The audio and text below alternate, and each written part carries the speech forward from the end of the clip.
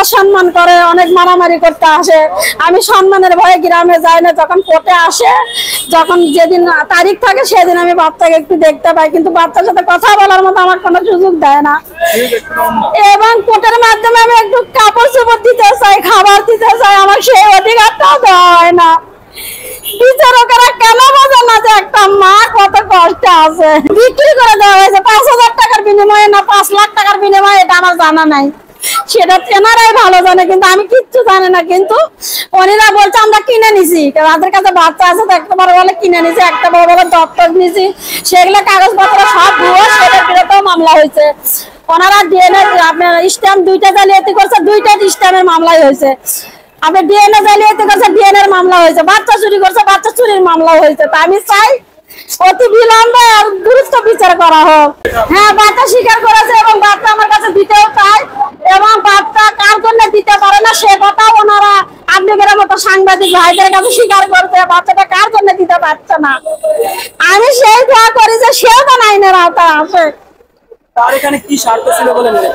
আমি স্বার্থ মনে করি এটাই যে আমার স্বামী অর্থ সম্পদের লোভে সবাই মিলে সাজেস্ট করে এটা করছে।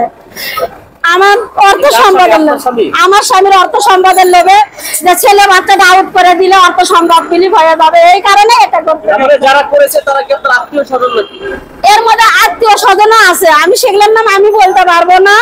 যাদের কাছে বাচ্চা আছে তারাই বলবে, কিন্তু আমি বলবো না, আমার মুখ দিয়ে আমি বলতে পারবো না।